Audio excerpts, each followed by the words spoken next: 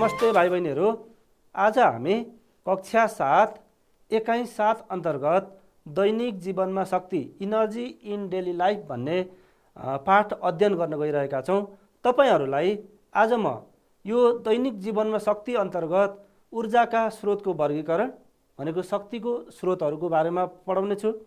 अनि त्यसदेखि पछाडि जीवावशेष इन्धनको बारेमा र त्यस पछाडि वैकल्पिक ऊर्जाको बारेमा हामी अध्ययन गर्नेछौँ।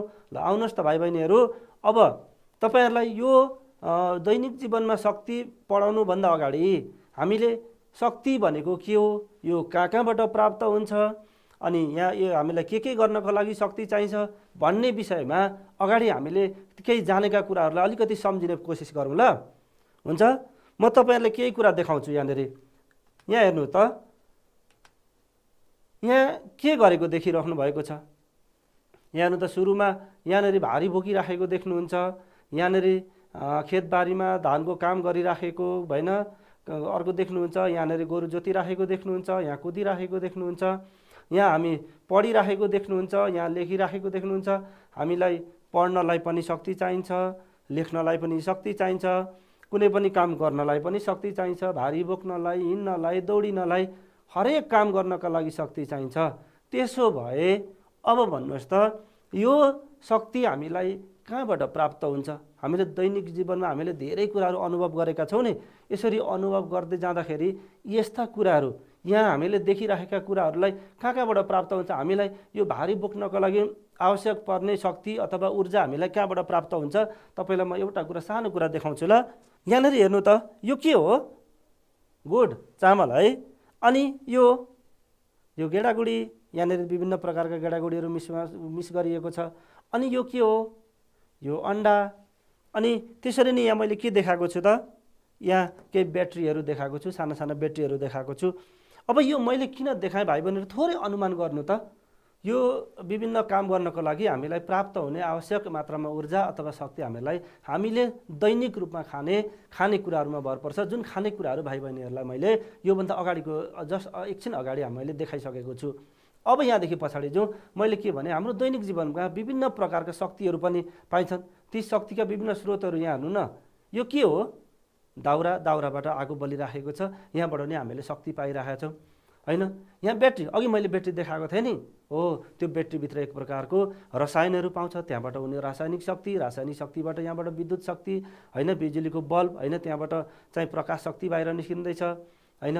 त्यस्तै यहाँनिर के देख्नुभयो? हेर्नु त, ड्रम बजाएको देखिन्छ। अनि छेउमा हाम्रो कान पनि छ नि। कानले के गर्छ? ड्रमबाट आवाज निस्किन्छ, त्यो आवाज हामीले सुन्ने काम गर्छौँ। त्यो पनि एक प्रकारको शक्ति।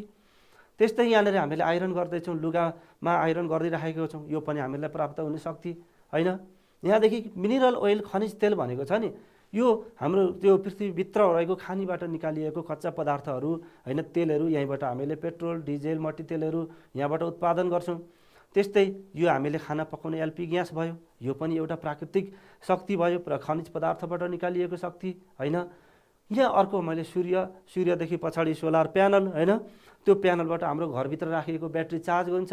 चार्ज भएको ब्याट्रीबाट हाम्रा घरमा भएका विभिन्न उपकरणहरू हामी सञ्चालन गर्छौँ। यो पनि हाम्रो दैनिक जीवनमा प्राप्त भएको शक्ति। अनि यो हेर्नु न, यहाँ के देख्नुभयो त? यो भनेको गोबर ग्यासको 1 2 3 4 मैले नम्बर राखेको छु। भनेको यो स्टार्टिङदेखि इन्डिङसम्म कसरी गोबर ग्यासको प्रयोग गरिरहेको छ। हाम्रा आफ्नै घर गाउँमा यो उत्पादन गरिएको एउटा अर्को प्रकारको शक्ति हैन। त्यसरी नै हामीलाई दैनिक जीवनका अरू विभिन्न आधुनिक प्रविधि सञ्चालन गर्नका लागि पनि हामीलाई आवश्यक पर्ने शक्तिहरूको एउटा समग्र रूप यहाँ तपाईँहरूलाई मैले देखाएँ। अब तपाईँहरूले मलाई भन्न सक्नुहुन्छ नि, शक्ति के हो त? के काम गर्न चाहिन्छ? कुन ठाउँबाट यो शक्ति प्राप्त हुँदो रहेछ? अब मलाई भन्नुहोस् ल। Okay, good. अब भन्नुहोस् त, भन्नुभयो कार्य गर्न सक्ने क्षमतालाई शक्ति भनिन्छ। अघि हामीले भन्यौँ नि, सबै हरेक थोक काम गर्नका लागि हामीलाई चाहिने पदार्थ भनेको शक्ति नै हो। काम गर्नलाई हामीलाई शक्तिको आवश्यकता पर्छ हैन।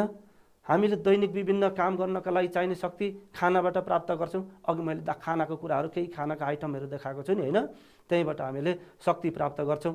मानिसलाई चाहिने शक्ति खानाको रूपमा बोट बिरुवा र जनावरबाट प्राप्त हुन्छ। बोट बिरुवाबाट प्राप्त हुने शक्ति हामी लिन्छौँ हैन। बोट बिरुवाले जमिनबाट सोसेको पानी, अनि सूर्यको प्रकाशको उपस्थितिमा वायुमण्डलको कार्बन डाइअक्साइड प्रयोग गरी होइन, त्यहाँबाट कार्बोहाइड्रेट स्टार्चहरू बनाउँछन्, अक्सिजन फाल्छन्, त्यो अक्सिजन हामी प्राप्त गर्छौँ, त्यसैलाई हामी प्राणवायु भन्छौँ। हाम्रो प्राण बचाउनका लागि आवश्यक पर्ने हावा त्यहाँबाट प्राप्त गर्छौँ हामी।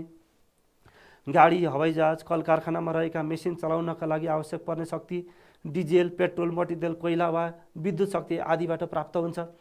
त्यस्तै जाडो मौसममा शरीरलाई न्यानो पार्न, अन्न बाली सुकाउन होइन, निर्माण कार्यका विभिन्न प्रकारका औजार वा उपकरणहरू चलाउन पनि हामीलाई ऊर्जाको शक्तिको आवश्यकता पर्छ। शक्ति प्राप्त गर्ने वस्तुलाई शक्तिका स्रोत भनिन्छ। अब जुन ठाउँबाट हामी शक्ति प्राप्त गर्छौँ ती ठाउँहरूलाई हामी शक्तिका स्रोत, सोर्स अफ इनर्जी भन्छौँ। अब यहाँ हेर्नु त, अघि हामीले देखाएको जस्तो दाउरा, गोबर ग्यास, कोइला, एलपी ग्यासहरू, पेट्रोलियम पदार्थ अनि सूर्य, यी सबै के हुन्छ, हामीलाई शक्ति प्रदान गर्ने स्रोतहरू हुन्। त्यसैले यिनीहरूलाई शक्तिका स्रोतहरू भनिन्छ। त्यसैले अब ती शक्तिका स्रोतहरू के हुन् त भन्ने कुराको हामीले उदाहरण हेऱ्यौँ भने, अब यो उदाहरणहरूलाई म भाइ बहिनीहरूलाई दुईवटा भागमा विभाजन गर्छु। ती उदाहरण, कुनै उदाहरण हामीलाई जति प्रयोग गर्दा पनि नसकिने खालका शक्तिका स्रोतहरू छन्। कुनै शक्तिहरू यस्ता शक्तिहरू छन् प्रयोग गर्दै जाँदा तिनीहरू सकिँदै पनि जान्छन्। यसरी शक्तिहरू प्रयोग गर्दै जाँदा शक्ति सकिँदै जाने अनि भण्डार रित्तिँदै जाने र प्रयोग गर्दा जति प्रयोग गरे पनि नरित्तिने खालका शक्तिहरूलाई यिनीहरूको प्राप्यताका आधारमा दुई प्रकारबाट विभाजन गर्न सकिन्छ। ती दुई प्रकारका शक्तिहरूलाई अब यहाँ हामी हेरौँ है त। यहाँ हेर्नु त, मैले केही चित्रहरू देखाएँ नि। यहाँ हेर्नु त, यो सुरुको सौर्य शक्ति मैले देखाइरहेको छु। यो दोस्रो के को चित्र हो हेर्नु त। यहाँबाट वाइन टर्बाइन भनेको छ, यहाँ भनेको हावाबाट पङ्खाहरू राखिएको छ, त्यहाँबाट विद्युत निकालेर हाम्रा घरमा पुर्याइएको छ भनेको यसलाई वायु शक्ति भनिन्छ। त्यस्तै यहाँ बिजुली हाइड्रो पावर स्टेसनको एउटा चित्र राखेको छु मैले, यहाँबाट बिजुली उत्पादन हुन्छ। त्यस्तै यहाँबाट दाउरा होइन, त्यस्तै यहाँबाट हाम्रो गोबर ग्यास होइन, अर्को शक्ति पेट्रोल डिजेल, त्यस्तै खनिज तेल होइन, एलपी ग्यास सिलिन्डर, अनि यो कोइला, अनि यो भनेको विभिन्न परमाणुहरू एक अर्कामा जोडिँदा पनि यहाँबाट शक्ति निस्किन्छ, एक अर्कामा टुक्रिँदा पनि शक्ति निस्किन्छ। यसलाई न्युक्लियर इनर्जी भन्छौँ। अलिक हायर क्लासमा गएपछि भाइ बहिनीहरूलाई पढाउँछु। अहिले हामी के मात्रै निस्क्यौँ भने यी विभिन्न परमाणुका न्युक्लियसहरू एक आपसमा जोडिँदा पनि र एउटा ठुलो न्युक्लियस टुक्रिँदा पनि त्यहाँबाट विभिन्न प्रकारको शक्ति निस्किन्छ। अब यी शक्तिहरू कति समय रहने, यिनीहरूको भण्डार सकिने नसकिनेका आधारमा दुई तरिकाबाट बाँड्न सकिन्छ। मैले अघि भन्ने भाइ बहिनीहरूलाई अब त्यही कुरा यहाँनिर हेर्दै जाउँ।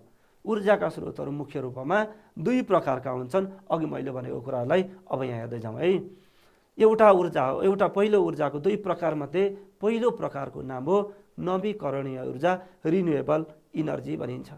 नवीकरणको अर्थ नवीकरण भएको होइन, रिन्यू भएको जति प्रयोग गरे पनि त्यो कहिल्यै पनि नसकिने। अघि मैले देखाएँ नि, सौर्य ऊर्जा तपाईँलाई देखाएँ, मैले वायु ऊर्जा देखाएँ, तपाईँलाई मैले चाहिँ जलविद्युत देखाएँ। हेर्नु त, जलविद्युत मैले आज बालिनँ, आजको साटोमा भोलि बाल्छु भन्यो भने हाम्रो सञ्चित हुँदैन। भोलिको लागि भोलि नै उत्पादन, जति प्रयोग गरे पनि सकिँदैन।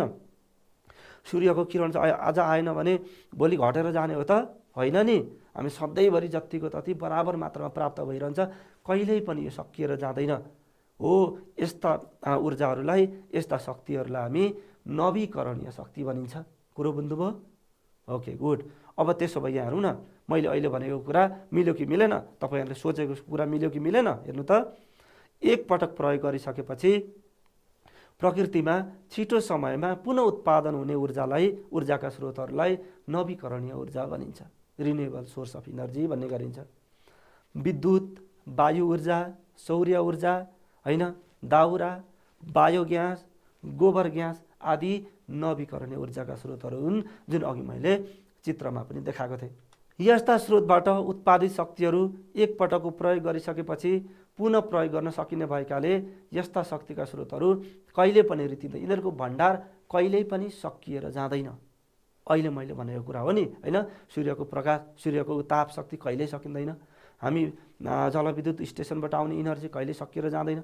हावा कहिले चढ्न छोड्दैन होइन, सधैँभरि यहाँबाट शक्ति प्राप्त भइरहन्छ। यस्ता शक्तिहरूलाई नवीकरणीय शक्ति भनेर चिनिन्छ। यस्ता स्रोतबाट उत्पादित शक्ति एकपटकको प्रयोगपछि पुनः प्रयोग गर्न सकिने भएकाले यस्ता शक्तिका स्रोतहरू कहिले पनि रित्तिँदैनन् र छोटो समयमा पनि उत्पादन हुने भएकाले नवीकरणीय ऊर्जाको प्रयोगमा जोड दिनुपर्छ। हामीले यिनै नवीकरणीय ऊर्जालाई मात्रै भन्दा बढी मात्रामा प्रयोगमा ध्यान दिनुपर्छ। त्यसो भए यो अर्को शक्तिहरू के हुन् त? अर्को अनवीकरणीय ऊर्जा छ नि, दोस्रो प्रकारमध्ये, जुन अघिको ठिक्क उल्टो। अघि प्रयोग गर्दै जाँदा सकिँदै जान्थ्यो भने अब प्रयोग गर्दै जाँदा कहिले पनि सकिँदैनन् भने अब यी अनवीकरणीय ऊर्जा भनेका प्रयोग गर्दै जाँदा कहिले पनि सकिँदैनन्। यिनीहरूको स्रोत कहिले पनि रित्तिएर जाँदै यिनीहरूको यो प्रयोग गर्दै जाँदा यिनीहरूको भण्डार रित्तिँदै जान्छ र कालान्तरमा पुगेपछि यिनीहरू सकिन्छन् र पुनः प्राप्त गर्नलाई हामीलाई धेरै समय पर्खिनुपर्छ र पुनः प्राप्त गर्न अत्यन्तै गाह्रो पर्छ। यहाँ हेर्नु न, एकपटक प्रयोग गरिसकेपछि प्रकृतिमा छोटो समयमा पुनः उत्पादन हुन नसक्ने ऊर्जालाई अनवीकरणीय ऊर्जा, नन रिन्युएबल इनर्जी भनिन्छ। डिजेल, पेट्रोल, मट्टीतेल, एलपी ग्यास, कोइला, होइन, न्युक्लियर ऊर्जा। अघि मैले देखाएँ नि, त्यो परमाणुका न्युक्लियसहरू एक आपसमा जोडिँदा, साना न्युक्लियसहरू जोडिएर ठुलो न्युक्लियस बन्दा, अथवा ठुलो न्युक्लियसलाई अर्को सानो पार्टिकलले ठोकाउँदाखेरि त्यहाँबाट निस्किने, टुक्रिएर निस्किने ऊर्जा, होइन, सबै हामी के हुन्छ, यी न्युक्लियर ऊर्जाहरू हुन्। यिनीहरू प्रयोग गर्दै जाँदाखेरि के हुन्छन् त, यिनीहरूको सञ्चय भएको भण्डारण क्षमता रित्तिँदै सकिँदै घट्दै जान्छ। यस्ता ऊर्जाहरूलाई अनवीकरणीय ऊर्जा भनिन्छ। अनवीकरणीय ऊर्जाका स्रोत निरन्तर प्रयोग गर्दा घट्दै र सकिँदै जान्छन्, अघि मैले भनेको कुरा। र यस्तो ऊर्जाका स्रोत एकपटक समाप्त भएपछि फेरि बन्न धेरै समय लाग्छ। त्यसैले यस्ता स्रोतहरूको प्रयोगलाई न्यूनीकरण गर्दै जानुपर्छ, भनेको घटाउँदै जानुपर्छ। अघि मैले भने अब तपाईँहरूलाई कहिलेकाहीँ परीक्षामा क्वेसन सोधिन्छ नि भाइ बहिनीहरू, डिजेल अनवीकरणीय ऊर्जा हो किन भन्नुहोस् त? डिजेल के हुन्छ त, प्रयोग गर्दै जाँदा यसको भण्डार रित्तिँदै जान्छ र पुनः प्राप्त गर्न लामो समय लाग्छ, धेरै समय लाग्छ। त्यसैले यसलाई अनवीकरणीय ऊर्जा भन्ने गरिन्छ। कुरो बुझ्नुभयो? यसरी हामीहरूले ऊर्जा के हो, कहाँबाट प्राप्त हुन्छ, होइन, कुन कामका लागि प्रयोग गरिन्छ, होइन, यसका स्रोतहरू के हुन्, दुई प्रकारका स्रोतहरू कस्ता स्रोतलाई भनिन्छ, उदाहरणसहित हामीले यो पढिसक्यौँ। अब हामी अगाडि जाउँ। यहाँभन्दा अगाडि तपाईँलाई म अर्को एउटा ऊर्जाको बारेमा भन्छु। यो ऊर्जाको नाम हो जीवावशेष ऊर्जा अथवा जीवावशेष इन्धन, फोसिल्स फ्युल भनेर चिन्छौँ। अब तपाईँ अलिकति सोच्नु त, जीवावशेष शब्द कता सम्झे जस्तो लाग्छ? हामीले 6th क्लासमा पनि 6 कक्षामा पनि यो जीवावशेष भन्ने शब्द प्रयोग चाहिँ गरेका छौँ। तर हामीलाई जीवहरूको अवशेष, जीवावशेष, यहाँ तपाईँलाई एउटा म चित्र देखाउँछु। यहाँ हेर्नुहोस्, यो के देख्नुभयो चित्रमा? हेर्नु त, यहाँनिर विभिन्न हाडहरू जस्तो देखिन्छ, वरिपरि माटो जस्तो देखिन्छ, होइन, माटोले हाडहरू पुरिएको जस्तो देखिन्छ। यो के हो त? हो, यो के हो भने यही हो जीवावशेष भनेको। अब यसलाई तपाईँलाई कसरी मैले बुझाउँछु भन्दा, धेरै पहिले नि हामी यो पृथ्वीको उत्पत्ति त धेरै पहिले भयो। यहाँ हामी मान्छे तुरुन्तै सुरुमा उत्पत्ति भएनौँ, हामी मान्छे धेरै पछि मात्रै उत्पत्ति भयौँ। मान्छे उत्पत्ति हुनुभन्दा पहिले धेरै पुराना ठुल्ठुला डरलाग्दा अजङ्गका जीवहरू पनि उत्पत्ति भए। यिनीहरूको उत्पत्ति हुँदै जाँदाखेरि यिनीहरू बाँच्नका लागि सङ्घर्ष गर्दै गए, अनि सङ्घर्ष गर्दै यिनीहरूको जीवन पनि सकियो र यिनीहरू मर्न थाले। मरिसकेपछि यिनीहरूको शरीर त्यही जमिनमा लड्यो, होइन, अनि लडिसकेपछि हामीले 6 कक्षामा विच्छेदक भनेर त्यो पारिस्थितिक पद्धति पढ्दा पढेको छ नि, हो, ती विच्छेदकहरूले यिनीहरूको मृत शरीरलाई सडाउने, कुहाउने र माटोमा मिलाउने काम गरे। यसरी माटोमा मिलाउँदा नरम भागहरू त माटोमा मिलेर गए, तर कडा भागहरू माटोमा मिल्न सकेन। यही माटोमा थिचिएर रहे, चेप्टिएर रहे र यिनीहरूको एउटा स्थायी छाप बनेर बसे। हो, यही स्थायी छाप हो यो मैले चित्रमा देखाएको। यसैलाई हामी जीवावशेष, फोसिल्स भनेर चिन्छौँ। प्राचीन समयमा मरेका विभिन्न जीवजन्तु तथा बोट बिरुवाहरूको अवशेष हो यो। जीवहरूको अवशेष जीवावशेष। अब बुझ्नुभयो नि? हो, त्यसैले अब यही कुरालाई यहाँ हेर्नु न, प्राचीन समयमा उत्पत्ति भएका जीवहरूका शरीरका अङ्गहरू तथा छापहरू पत्रे चट्टानमा संरक्षित भएर रहेका हुन्छन्। यसैलाई यो विभिन्न शरीर, यो पृथ्वीभित्र विभिन्न प्रकारका चट्टानहरू हुन्छन् नि, होइन, एउटा शरीर पृथ्वीभित्रको त्यो म्याग्मा लाभा सेलाएर बन्छ, अर्को त्यो विभिन्न अत्याधिक ताप र चापले गर्दा पेल्सिएर पत्र बन्छ, तिनीहरूलाई पत्रे चट्टान भन्छौँ। यिनै पत्रे चट्टानका पत्रहरूमा यी छापहरू रहन्छन्, यिनीलाई नै हामी जीवावशेष भनेर चिन्छौँ। अब यो जीवावशेष कसरी बन्छ भन्दा पृथ्वीको धरातलीय स्वरूपमा ठुला ठुला परिवर्तन हुँदा जङ्गल र जङ्गली सामुद्रिक जीवहरू पुरिन गई जीवावशेषमा परिणत हुन्छन्। अब यहाँनिर हेर्नु त, यो अर्को चित्र हेर्नु न, यहाँनिर भित्र यो पृथ्वीको यो अर्को एउटा एनिमेटेड चित्र हो यो। यहाँभित्र सामुद्रिक जीव यिनीहरू पनि मरिसकेपछि यसरी नै जीवावशेषमा चेन्ज हुन्छन्। अनि यही जीवावशेषबाट मैले यहाँ एरो लाएर 3वटा यहाँ कोइला अनि यो ग्यासहरू अनि यहाँ विभिन्न डिजेल यो पेट्रोलियम पदार्थ भएको ट्याङ्करको एउटा डब्बा देखाएको छ नि, हो यो यिनै जीवावशेषहरूबाट बनेका इन्धनहरू हुन्। यही नै इन्धनहरूलाई जीवावशेष इन्धन भनिन्छ। यहाँ हेर्नु त, तिनै जीवावशेष अत्याधिक ताप र चापका कारणले लाखौँ वर्षको अन्तरालमा खनिज तेल, प्राकृतिक ग्यास र कोइला बन्न पुग्छन्। यहाँनिर खनिज तेल, प्राकृतिक ग्यास, कोइलाको स्वरूप मैले देखाएको छु। यही कुरालाई यता मैले एक्सप्लेन गरेको छु। अब कुरो बुझ्नुभयो नि यो चित्र मैले किन देखाएँ भनेर, होइन? त्यसैले अब आउनुहोस् त, जीवावशेषबाट प्राप्त गर्न सकिने ऊर्जालाई नै हामी जीवावशेष ऊर्जा अथवा जीवावशेष शक्ति, फ्युल, फोसिल्स फ्युल भनेर चिन्छौँ। त्यसैले खनिज तेल, त्यहाँभित्र पेट्रोल, डिजेल, मट्टीतेलहरू पर्छन्, होइन, र कोइला, होइन, अनि प्राकृतिक ग्यासहरू अघि मैले भनिसकेँ, यिनीहरूलाई नै हामी जीवावशेष इन्धन भनेर चिन्छौँ। पेट्रोल, डिजेल, मट्टीतेल आदि खनिज तेलहरू हुन्।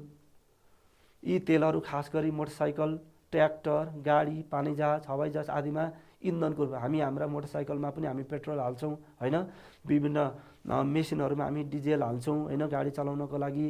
त्यहाँदेखि पछाडि ट्र्याक्टरहरूमा हाल्छौँ, होइन, पानीजहाज, यी हवाईजहाजहरूमा हामीले जुन एयर फ्युलहरू हुन्छ, यी सबै के हुन् त, यिनै जीवावशेष इन्धनका विभिन्न स्वरूपहरू हुन्। कोइला उद्योग, कारखाना र रेलहरूमा इन्धनका रूपमा बढी मात्रामा प्रयोग हुन्छ। फलाम, स्टिल आदि धातुका कारखाना, इँटा उद्योग, सिमेन्ट कारखाना आदिका लागि कोइला नै प्रमुख इन्धनको रूपमा प्रयोग गरिन्छ भने अब त्यसो भए आउनुहोस् न, यो जीवावशेष इन्धनको प्रयोग गर्दा हामीलाई के फाइदा हुन्छ त? यति धेरै कुरा हामीले पढिसकेपछि यसका फाइदाहरू त अब हामी मनन गर्न सक्छौँ नि। तपाईँले अघि सम्झिनुभएका, मनमा नै सम्झिनुभएका फाइदाहरू र मैले यहाँ तपाईँलाई देखाएका फाइदाहरू कतिको मिले त? हेर्नु त, सजिलो सजिलो कुराहरू छ। तपाईँ हामीले सोचेकै कुराहरू यहाँनिर देख्न सकिन्छ। अन्य प्रकारका इन्धनको तुलनामा सस्तो र सजिलै पाइने हुन्छ। सर्वसुलभ तरिकाले हामी पाउन सक्छौँ। ढुवानी गर्न सजिलो हुन्छ, एक ठाउँबाट अर्को ठाउँमा पुर्याउनका लागि सजिलो हुन्छ। सजिलै तरिकाले हामी एक ठाउँबाट अर्को ठाउँमा लान सक्छौँ। बहुउपयोगी इन्धन हो, धेरै ठाउँमा एउटै चिजहरूको प्रयोग गर्न सकिन्छ, होइन, विभिन्न गाडीहरू चलाउन, इन्धनहरू सञ्चालन गर्न, इन्जिनहरू सञ्चालन गर्न यसको प्रयोग गर्ने गरिन्छ। प्रशस्त ताप आवश्यक पर्ने उद्योगहरू, होइन, कोइलाकोहरू प्रयोग गर्छन् उद्योगहरूमा, कारखानाहरूमा, विद्युत उत्पादन गर्नमा यिनै जीवावशेष ऊर्जाहरूको प्रयोग गरिन्छ। कुनै पनि कुरा प्रयोग गरिसकेपछि त्यसका फाइदा मात्रै हुँदैनन् भाइ बहिनीहरू, कहिलेकाहीँ यसले निम्ताउने केही नराम्रा कुराहरू पनि हुन्छन्, त्यसलाई हामी बेफाइदा भनेर चिन्छौँ। यी जीवावशेष यत्रो धेरै फाइदाहरू छन् भने बेफाइदाहरू पनि केही थोरै बेफाइदाहरू पनि हुन सक्छन्, किनभने हरेक कुराका राम्रा पक्ष मात्रै हुँदैनन्, यिनीहरूका केही नराम्रा पक्षहरू पनि हुन्छन्। ती नराम्रा पक्ष भनेको हेर्नु त, जीवावशेष इन्धनको सधैँभरि धेरै मात्रामा प्रयोगले यसको भण्डार इति अघि मैले भने नि, अनवीकरणीय ऊर्जाहरू त प्रयोग गर्दा सकिँदै जान्छन् नि। त्यसरी सकिँदै गयो भने के हुन्छ, हामीलाई भविष्यमा सङ्कट आइपर्छ, होइन। जीवावशेष इन्धन बाल्दा वातावरणीय प्रदूषण, यहाँबाट धुवा आउँछ, धुलो आउँछ, यिनीहरूले प्रदूषण गराउँछ। त्यस कारणले गर्दा यिनीहरू के हुन्छ, यसका बेफाइदाहरू हुन् यिनीहरू चाहिँ। अब यहाँदेखि अगाडि जाउँ हामी, यसका जीवावशेष इन्धनका फाइदा र बेफाइदाहरू के भए हामीले हेरिसक्यौँ, होइन। अब केही कन्फ्युजन छ, केही सोध्नुपर्ने केही छ? ठिक छ, त्यसो भए अब हामी अगाडि जाउँ है। अब यहाँ जाउँ हामी वैकल्पिक ऊर्जा। अब यो वैकल्पिक ऊर्जा भनेको अघि मैले भने नि, त्यो प्रयोग गर्दै जाँदा रितिँदै जान्छन् मैले भने नि। त्यसो भए त्यो रितिन नदिनका लागि हामीले के गर्नुपर्छ त भन्दा विभिन्न अन्य ऊर्जाहरूको, यी रितिने ऊर्जाहरूको विकल्पमा अरू ऊर्जाहरूको प्रयोग गर्दै जानुपर्छ, जसले गर्दा भइरहेका ऊर्जाहरू नसकिउन्, होइन, पछिसम्मलाई रहन् भन्नका लागि हामीले प्रयोग गर्ने अन्य प्रकारका ऊर्जाहरू हुन्छन्। यहाँ तपाईँलाई केही कुरा म देखाउँछु नि। विश्वमा प्रयोग गर्ने ऊर्जामा कोइला, खनिज तेल र प्राकृतिक, अघि मैले चित्र देखाएको थिएँ नि, होइन, जीवावशेष इन्धनबाट कोइलाहरू बनेको, प्राकृतिक ग्यासहरू बनेको, होइन, अनि खनिज तेलहरू बनेको, अनि यिनीहरू नै के हुन्छ, विश्वमा बढी मात्रामा प्रयोग हुने ऊर्जाहरू पनि भित्र पनि यिनीहरू नै पर्छन्। हाम्रो नेपालमा पनि बढी मात्रामा हाम्रा घरमै पनि यिनीहरू बढी प्रयोग गर्छौँ नि हामी। यी सबै ऊर्जाका स्रोतहरू नवीकरणीय होइनन्। नवीकरणमा त सौर्य ऊर्जा, वायु ऊर्जा, जलविद्युत होइन, अघि मैले भनेका कुराहरू पर्छन्। यी कोइला, खनिज तेल, प्राकृतिक ग्यासहरू नवीकरणीय ऊर्जाभित्र पर्दैनन्। यिनीहरू भनेका अनवीकरणीय ऊर्जाहरू होइनन् होइन। प्रयोग गर्दै जाँदा यिनीहरू सकिँदै जान्छन्। यसको व्यापक प्रयोगले गर्दा भण्डारहरू छिट्टै रित्तिन सकिन सक्छ। त्यसैले यसरी ऊर्जाका स्रोतहरू रित्तिएपछि विश्वमा ऊर्जाको सङ्कट पैदा हुन्छ, भनेको ऊर्जाको अभाव महसुस हुन थाल्छ। यो कुरालाई हामी ऊर्जा सङ्कट, इनर्जी क्राइसिस भन्छौँ अङ्ग्रेजीमा। ऊर्जा सङ्कट निराकरणका लागि पृथ्वीमा ऊर्जाको वैकल्पिक स्रोतहरूको खोजी गर्न अति आवश्यक छ। हो, यिनै भविष्यमा हामीलाई ऊर्जाहरूको अभाव नहोस् भन्नका लागि अहिलेदेखि नै हामीले भएका ऊर्जाहरूलाई बचाएर राख्ने, यसको सही सदुपयोग गर्ने, मितव्ययिता भन्छौँ नि हामी होइन, यसको मितव्ययिता अपनाउने र अनि बाँकी अर्को उपाय भनेको वैकल्पिक स्रोतहरूको खोजी गर्ने, भनेको नवीकरणीय ऊर्जाहरूको प्रयोगमा जोड दिने, जुन कुरा प्रयोग गर्दै जाँदा नसकियोस् होइन, घट्दै नजाओस् भन्नका लागि हो यस्ता वैकल्पिक स्रोतहरूको खोजी गर्न जरुरी छ। अनवीकरणीय शक्तिको प्रयोगलाई कम गर्नका लागि प्रयोग गरिने ऊर्जाका स्रोतहरूलाई वैकल्पिक ऊर्जा, अघि मैले भनेका, जसले अनवीकरणीय ऊर्जाको खपतलाई घटाउनका लागि, तिनीहरूको प्रयोगलाई कम गर्नको लागि र भविष्यमा आउने ऊर्जा सङ्कट हुन नदिनका लागि हामीले जुन विकल्पमा नयाँ ऊर्जाहरू प्रयोग गर्छौँ हो यस्ता ऊर्जाहरूलाई वैकल्पिक ऊर्जा भनेर चिन्छौँ हामी। अल्टरनेटिभ इनर्जी भन्छौँ हामी, विकल्पमा प्रयोग गरिने हो।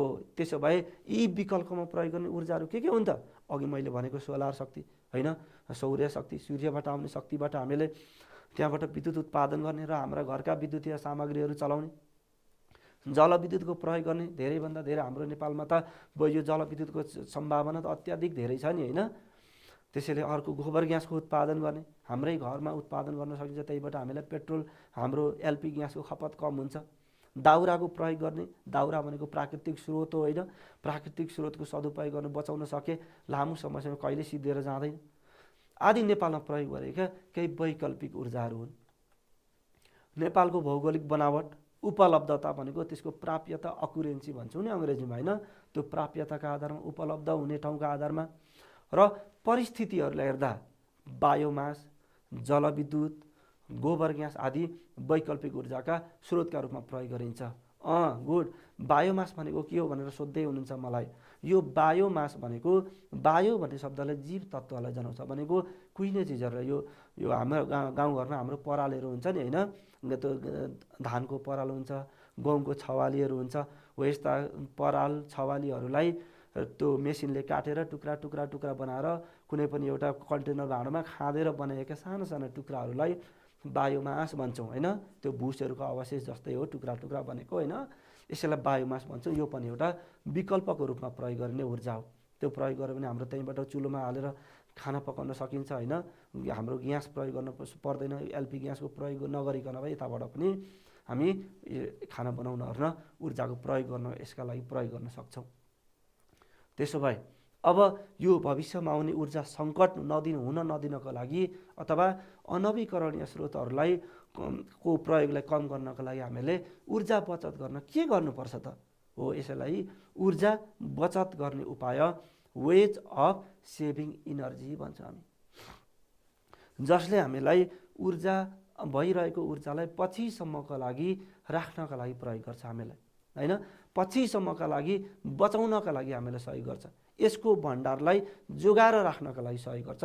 ती तरिकाहरूलाई हामी ऊर्जा सङ्कटका बचत गर्ने उपायहरू भन्छौँ। हाल विश्वभरि नै जीवावशेष ऊर्जाको माग र खपत अत्याधिक भइरहेको छ, किन विश्वमा जनसङ्ख्या बढ्दो छ होइन, सहरीकरण बढ्दो छ, मान्छेको चाप धेरै छ, जसले गर्दा ऊर्जाहरूको खपत धेरै भइरहेको छ। अनवीकरणीय ऊर्जाको अत्याधिक प्रयोगले गर्दा निकट भविष्यमा आउन सक्ने शक्ति अभावको विकराल अवस्थालाई ऊर्जा सङ्कट भनिन्छ। अघि मैले पनि भने नि होइन, शक्तिको प्रयोग, हामीलाई आवश्यक पर्ने शक्ति प्रयोग गर्न नपाउनुलाई ऊर्जा सङ्कट भनिन्छ। त्यो एउटा विकराल अवस्था हो। ऊर्जा सङ्कट आउन नदिन ऊर्जाको बचत गर्नुपर्छ हामीले। सेभिङ गर्नुपर्छ। ती अब बचत गर्नका लागि हामीले के गर्ने त भन्दा तपाईँ भाइ बहिनीहरूलाई म जम्माजम्मी 3वटा उपाय बताउँछु।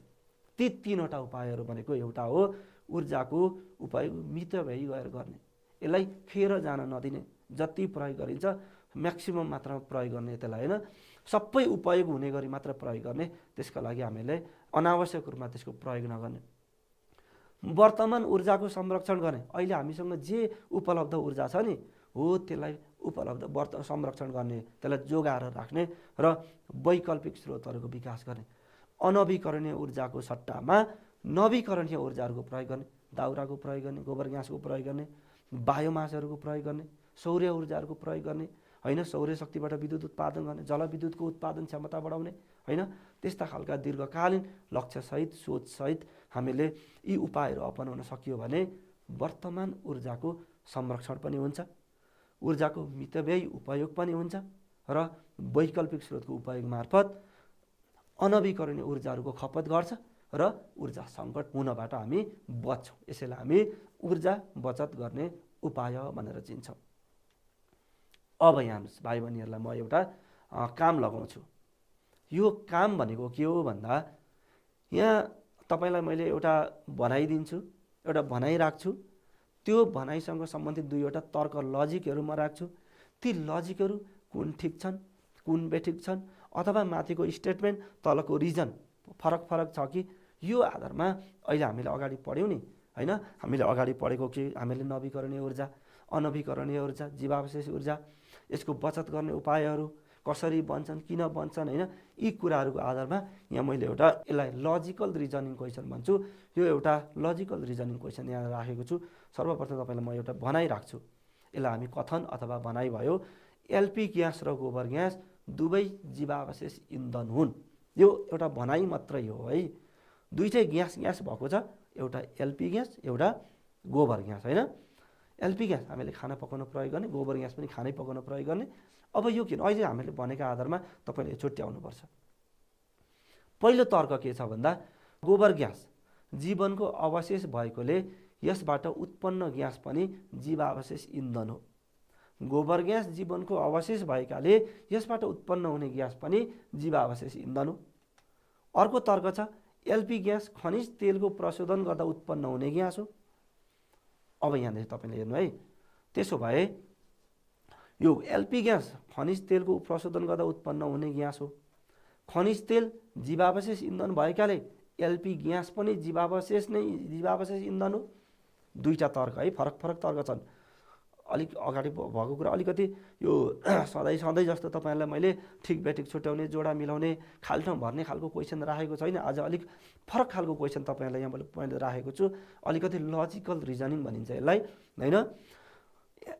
भनाइ एउटा भनाइ छ, त्यसलाई प्रुफ गर्ने 2वटा, त्यसलाई प्रमाणित गर्ने 2वटा तर्कहरू छन्। एलपी ग्यास र गोबर ग्यास दुवै जीवावशेष इन्धन हुन्। एउटा तर्क छ गोबर ग्यास जीवनको अवशेष भएकाले यसबाट उत्पन्न ग्यास पनि जीवावशेष इन्धन हो।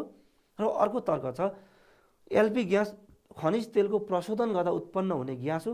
खनिज तेल जीवावशेष इन्धन भएकाले एलपी ग्यास पनि जीवावशेष इन्धन हो। त्यसो भए अब तपाईँलाई क्वेसन आयो, दिएको कथन मात्र ठिक हो तर दुवै तर्क गलत हुन्, यो हो या होइन? तपाईँले यसको उत्तर पत्ता लगाउनु पर्नेछ। अर्को छ तर्क 1 सही हो तर तर्क 2 र भनाइ गलत हो। यो माथि मैले दिएको भनाइ पनि गलत हो या तर्क 1 मात्रै ठिक छ, अरू तर्क 2 र भनाइ दुइटै गलत छ। अप्सन 3मा अप्सन सीमा तर्क 2 मात्रै ठिक छ तर तर्क 1 र भनाइ गलत छ। अनि यहाँदेखि अगाडि जाउँ, दुवै तर्कहरू सही हुन् तर भनाइ गलत हो। अब यो जिम्मा तपाईँको, तपाईँलाई मैले यति कुराहरू भने, यति तपाईँलाई एउटा रियल चित्रहरू मैले देखाएँ खानेकुराका, शक्ति प्राप्त गर्ने स्रोतहरूका, शक्तिका विभिन्न स्वरूपहरूका, त्यसका स्रोतहरूका, नवीकरणीय अनवीकरण सबै कुरा मैले देखाएँ। खनिज तेल जीवावशेष इन्धनका कुरा पनि मैले देखाएँ। यहाँ जीवावशेष इन्धन सम्बन्धी प्रश्न राखिएको छ। यो प्रश्न तपाईँले गरेर तपाईँले आफ्नो कक्षा शिक्षकलाई, तपाईँको विषय शिक्षकलाई तपाईँले देखाउनु पर्ने हुन्छ। होइन भने मलाई अर्को क्लासमा तपाईँले यसको जवाफ भन्नुपर्ने हुन्छ।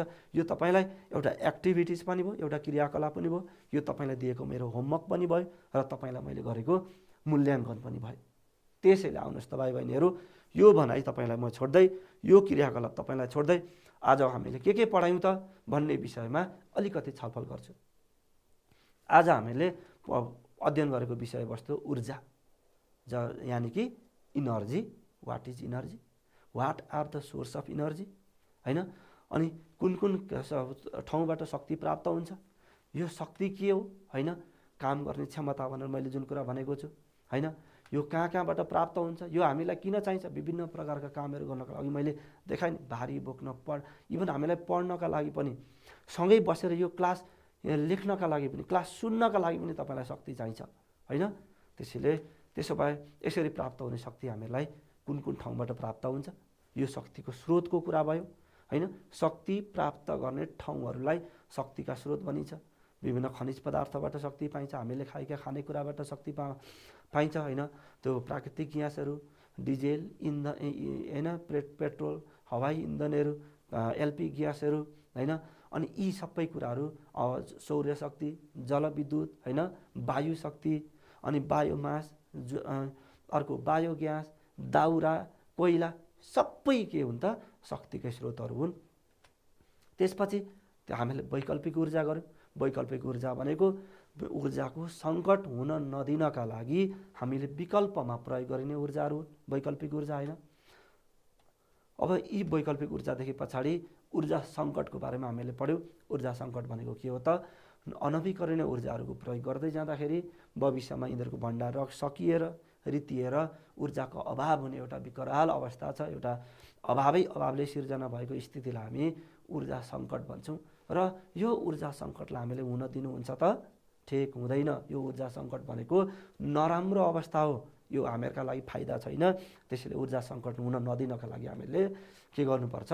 वर्तमान ऊर्जाको संरक्षण गर्नुपर्छ, जसले गर्दा लामो समयसम्म पनि हामीले भएको शक्ति प्रयोग गर्न सक्छौँ र भएका ऊर्जाहरूलाई बचाएर राख्न सक्छौँ। यसैलाई हामी ऊर्जाको संरक्षण भनिन्छ। मितव्ययी गर्नुपर्छ, भएका ऊर्जाहरूलाई जोगाएर राख्नुपर्छ र वैकल्पिक ऊर्जाहरूको प्रयोग गर्नुपर्छ। यसैलाई हामी ऊर्जा संरक्षण भन्छौँ। त्यसैले भाइ बहिनीहरू, आजको क्लासमा तपाईँहरूलाई मैले यत्तिकै कुराहरू गरेँ। बाँकी कुरा हामी अर्को क्लासमा भेट्नेछौँ। आजलाई यति नै। तपाईँहरूको समय शुभ रहोस्। सबैलाई बाई बाई, नमस्ते।